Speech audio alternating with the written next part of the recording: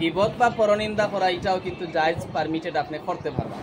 তিনটা উপায় কিন্তু আপনি অবলম্বন করতে লাগবে। হ্যাঁ, প্রথম উপায়টা হয়ে গেছে আপনি যার গিবত করবান তারে শুধরানির লাগিয়া যদি আপনি গিবত করতে চান তো এইটা পারমিটেড, এটা করতে পারবেন। আর গিবত করনেওয়ালায় সে নিজেরে রক্ষা করার লাগিয়া, যার গিবত করের তার থেকে নিজেরে হেফাজত করার লাগে সে নিজে আবার গিবত করতে পারবে। তৃতীয়ত 3 নম্বর হালত হইল যার কাছে গিবতটা খরাওয়ার তারে সাবধান এবং হেফাজত করার লাগে আপনি গিবত করতে পারবেন।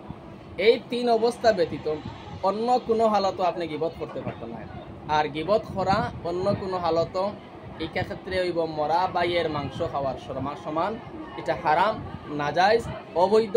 পরনিন্দা ছাড়ি দেন। আর নিজের রক্ষা করার লাগে হয়তো আপনি গিবত করতে পারবেন, অন্যরে হেফাজত করার লাগে গিবত করতে পারবেন। আর যার গিবত খতরা তারে দুরুস্ত এবং ঠিক করার লাগে আপনি গিবত করতে পারবেন। ঠিক আছে, আমরা